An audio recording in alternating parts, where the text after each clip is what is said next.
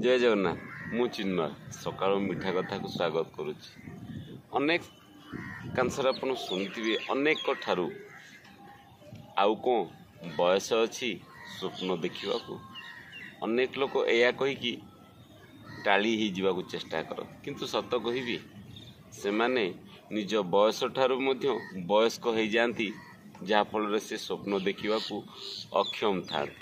अरे स्वप्न जदि न देखिब पूरण होगापाई बा पूरण करने योजना केमती प्रस्तुत कर जीवनटा को तो पुणी कौटी खर्च कर निज आयुषटा को तो कौटी खर्च कर ना खाली किछि हवापाई तुम अपेक्षा कर जदि किछि करिवार अछि ताले निजे चिंता कर स्वप्न देख डेस्टिनेशन तैयारी कर तापर चल से स्वप्न को पूरण करने से पथर चल कहीं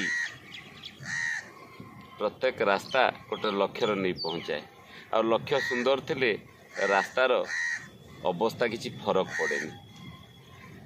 जीवन गुड़े मुहूर्त बा गुड़े निश्वास प्रश्वास को लेकिन या प्रत्येक निश्वास प्रत्येक प्रश्वास रे नुआ नुआ अनुभूति अच्छी आ शेष अनुभूति सुखद कहीं ना शेष अनुभूति मृत्यु मरला बेल को खुशी रे मोर अपेक्षा करिले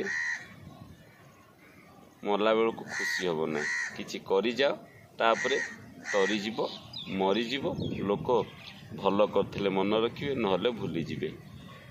एबे पसंद आपणकर करेंगे कौन स्वप्न देखिए ना बयस नहीं बोली आयुष और स्वप्न दुईटा को हाथ छड़ा करेंगे आ जीवनटा को असफल कर रखिए कौन करेंगे चिंता आपन करंतु।